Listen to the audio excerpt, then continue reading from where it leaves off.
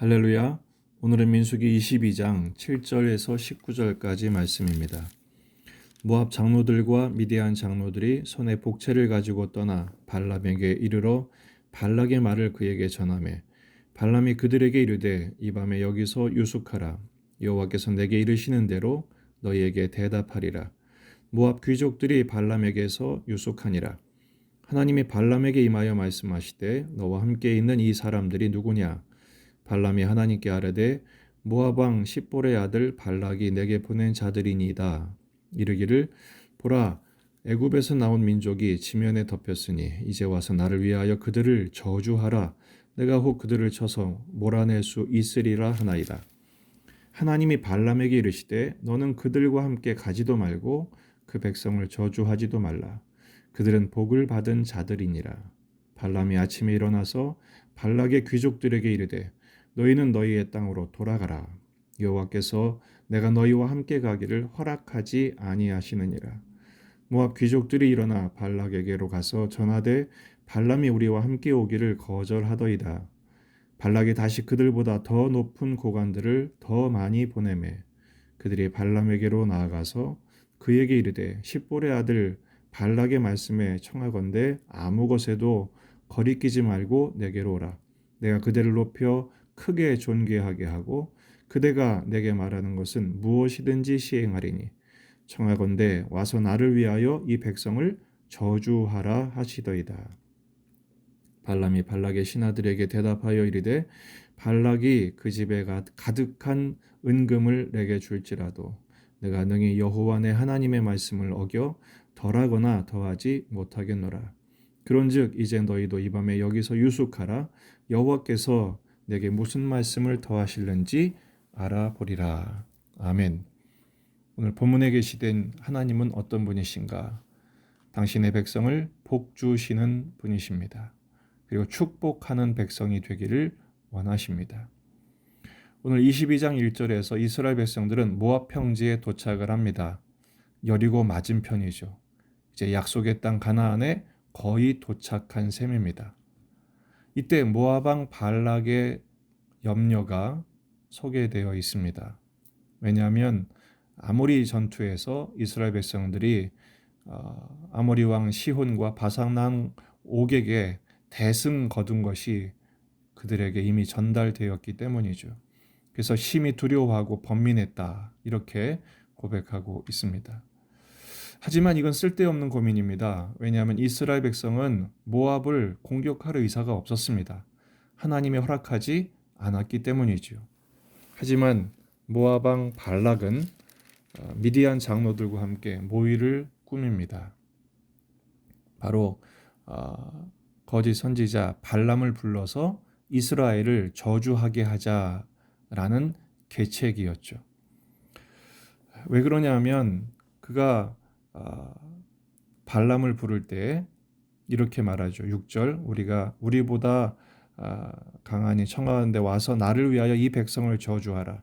내가 혹 그들을 쳐서 이겨 이 땅에서 몰아내리라. 그대가 복을 비는 자는 복을 받고 저주하는 자는 저주를 받을 줄을 내가 알미니라. 복채를 가지고 와서 이스라엘을 저주해 달라고 부탁을 하는 것입니다. 그때 발람이 8절에서 이 밤에 유숙하라. 내가 여호와께서 뭐라고 대답하시는지를 한번 듣겠다. 이런 말이죠. 하나님이 9절에서 너와 함께 있는 사람들이 누구냐라고 물어보시죠. 몰라서 물어보셨겠습니까? 실체를 확인하기를 원하시는 것이죠. 발락인데요 라고 대답을 합니다. 그러자 왜 그러냐 저주하라고 합니다. 12절에 하나님께서 이렇게 말씀하시죠. 하나님의 발람에게 이르시되 너는 그들과 함께 가지도 말고 그 백성을 저주하지도 말라. 왜냐하면 그들은 복을 받은 자들이니라. 아멘. 이 말씀이 우리에게 가장 중요한 핵심입니다. 이스라엘은 하나님의 복을 받은 자들입니다. 그러니까 내가 복준 그들을 저주하지도 말고 그들을 저주하려는 저들과 함께 가지도 말라. 이게 하나님의 대답인 것입니다. 여러분 신자가 누려야 할 은혜가 뭡니까? 하나님은 우리를 복주시고 계시다는 것입니다. 이스라엘은 지금 이 발락과 발람이 어떤 관계 속에서 물밑 작업을 하고 있는지를 전혀 알지를 못합니다. 하지만 하나님이 간섭하시고 개입하셔서 이스라엘 백성들을 보증하시고 내가 복준 백성들이다. 하나님께서 보호하시고 책임지고 계시는 것입니다. 그러자 모압 귀족들이 돌아가서 보고를 합니다. 발람이 거절했습니다. 그러자 15절 발락이 다시 그들보다 더 높은 고관들을 더 많이 보냅니다. 그리고 백지 수표를 주죠. 그대가 원하는 것은 다 들어주겠다. 그러니까 와서 이스라엘을 저주하라 그런 거죠. 그러면 여러분 어떻게 해야 됩니까? 발람은 하나님이 한번 안 된다 했으니까 다시는 안 된다. 이 말 하지 마라 했어야 되지 않았겠습니까? 하지만 18절에 발람이 발락의 신하들에게 대답하여 이르되 발락이 그 집에 가득한 은금을 내게 줄지라도 내가 능히 여호와 내 하나님의 말씀을 어겨서 덜하거나 더하지 못하겠노라. 괜찮은 대답이죠. 그런데 19절 보십시오. 이제 너희도 이 밤에 여기서 유숙하라. 여호와께서 내게 무슨 말씀을 더하실는지 알아보리라. 이게 문제입니다.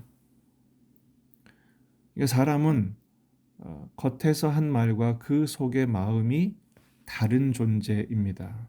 지금 발람은 자기가 말한 대로도 못 사는 인생인 거죠. 은금을 줄지라도 내가 하나님의 말씀을 더할 수도 덜할 수도 없다. 그러면서도 말합니다. 여기 유숙하라. 더 알아볼게. 그건 뭐예요? 이미 발람은 발락의 미혹에 넘어간 것입니다. 오늘 말씀에서 우리는 두 가지를 교훈 삼을 수 있습니다. 첫째는 타협하지 말자는 것입니다. 발람은 결국 타협한 선지자, 타락한 선지자의 대표로 남습니다. 지금 민수기 22장, 23장, 24장이 바로 이 발람의 이야기입니다.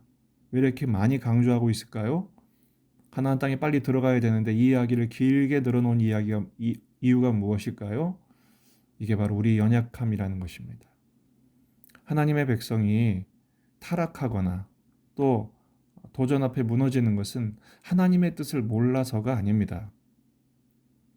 알면서도 이기지를 못하는 것입니다. 하나님의 뜻이 뭔지 알면서도 그대로 살지를 못하는 것입니다. 왜 그러죠? 타협하기 때문이죠. 마음의 욕심에 끌려서 이미 마음은 넘어간 것입니다. 남겨놓은 만큼 당하게 되어 있습니다. 그것이 결국 시한폭탄이 될 것입니다.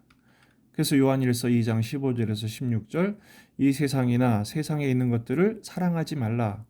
누구든지 세상을 사랑하면 아버지의 사랑이 그 안에 있지 아니하니 이는 세상에 있는 모든 것이 육신의 정욕과 안목의 정욕과 이 생의 자랑이니 다 아버지께로부터 온 것이 아니요 세상으로부터 온 것이라. 자기를 이길 자는 이 세상에 아무도 없습니다.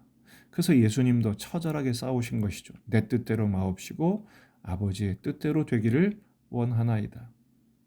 그리고 예수님은 십자가에서 당신을 죽여주심으로 승리하셨습니다. 우리도 십자가 앞에 나아가 이렇게 연약하고 무력한 우리 존재를 내려놓아야 합니다.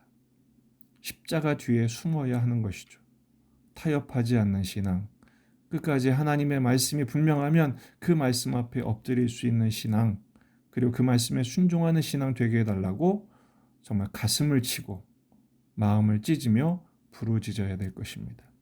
두 번째는 굴복하지 말자라는 것입니다. 지금 이스라엘 백성들의 이야기는 전혀 나오지 않습니다. 하지만 이스라엘의 관점에서 봤을 때 이 말씀보다 은혜가 되는 장면이 없습니다. 왜 그렇습니까? 하나님이 보증하시잖아요. 그들을 저주하지 말라. 그들은 복을 받은 자들이니라. 여러분, 우리는 하나님께 복 받은 자들임을 확신하시기를 바랍니다. 우리는 하나님께 받은 복에 감사하고 만족할 수 있어야 합니다. 로마서 8장 32절 로마서 8장 32절 말씀, 자기 아들을 아끼지 아니하시고 우리 모든 사람을 위하여 내주시니가 어찌 그 아들과 함께 모든 것을 우리에게 주시지 아니하겠느냐. 우리는 예수님 안에서 이미 모든 것을 가진 사람들입니다. 세상의 가치가 아니죠. 그것은 없어질 것입니다.